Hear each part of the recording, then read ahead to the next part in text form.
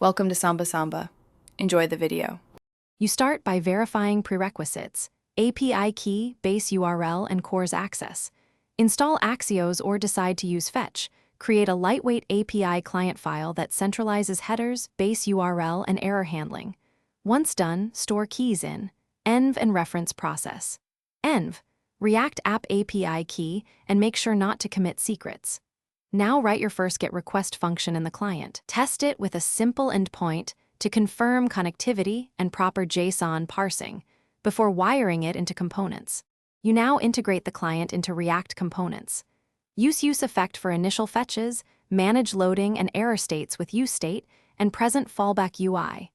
Once done, abstract API logic into custom hooks or service modules so components remain declarative. This keeps testing and reuse simple. Make sure to implement pagination parameters, exponential retries for transient errors, and abort controller to cancel in-flight requests. When components unmount or params, change to avoid memory leaks and stale state updates.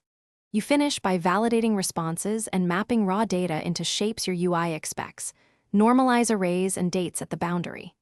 Implement optimistic updates for instant UI feedback and add rollback paths if the server rejects changes. Once done, add comprehensive error messages and unit tests for your hooks or services.